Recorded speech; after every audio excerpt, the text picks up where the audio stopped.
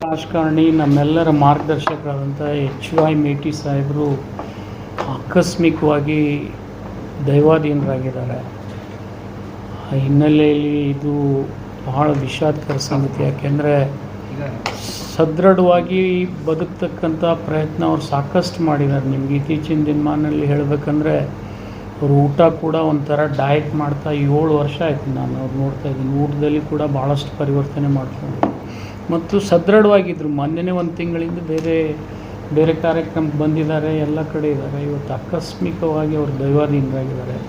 ಈ ಸಂದರ್ಭದಲ್ಲಿ ಬಿಜಾಪುರ ಬಾಗಲಕೋಟೆ ಜಿಲ್ಲೆಗೆ ಅಷ್ಟೇ ಅಲ್ಲ, ಅತ್ಯಂತ ಹಿರಿಯ ರಾಜಕಾರಣಿ, ನಮ್ಮೆಲ್ಲರ ಮಾರ್ಗದರ್ಶಕರು, ಅವರು ಕಳ್ಕೊಂಡಿರ್ತಕ್ಕಂಥ ಇಡೀ ಸಮಾಜಕ್ಕಾಗಲಿ ಜಿಲ್ಲೆಗಾಗಲಿ ಸಾಕಷ್ಟು ಹಾನಿಯಾಗಿದೆ. ನಾನು ಈ ಸಂದರ್ಭದಲ್ಲಿ ಈ ದುಃಖವನ್ನು ಸಹಿಸ್ತಕ್ಕಂಥ ಶಕ್ತಿ ಭಗವಂತ ಅವ್ರ ಕುಟುಂಬಕ್ಕೂ ಕೊಡಲಿ, ಆ ಜಿಲ್ಲೆಯ ಜನರಿಗೆ, ಆ ಕ್ಷೇತ್ರದ ಜನರಿಗೆ ಕೂಡ ಕೊಡಲಿ ಅಂತೇಳಿ ಈ ಸಂದರ್ಭದಲ್ಲಿ ಹಾರೈಸ್ತೀನಿ. ಭಾಳ ಅನುಭವಿಕರು, 2 ಕ್ಷೇತ್ರದ ಶಾಸಕರಾಗಿದ್ದರು, ಲೋಕಸಭಾ ಸದಸ್ಯರಾಗಿದ್ದರು, PLD ಬ್ಯಾಂಕ್ ಅಧ್ಯಕ್ಷರು ಕೂಡ ಆಗಿದ್ದರು ಪ್ರಾಥಮಿಕ ಹಂತದಲ್ಲಿ.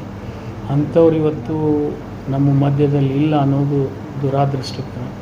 ಭಗವಂತ ಅವರ ಆತ್ಮಕ್ಕೆ ಶಾಂತಿಯನ್ನು ಕೊಡಲಿ ಅಂತೇಳಿ ಈ ಸಂದರ್ಭದಲ್ಲಿ ತಮ್ಮ ಮುಖಾಂತರ ನಾನು ಕೋರ್ತಾ ಇದ್ದೀನಿ. ಸರ್, ನಿಮ್ಮ ಅವರ ವರ್ಣನೆ ಹೇಗೆ?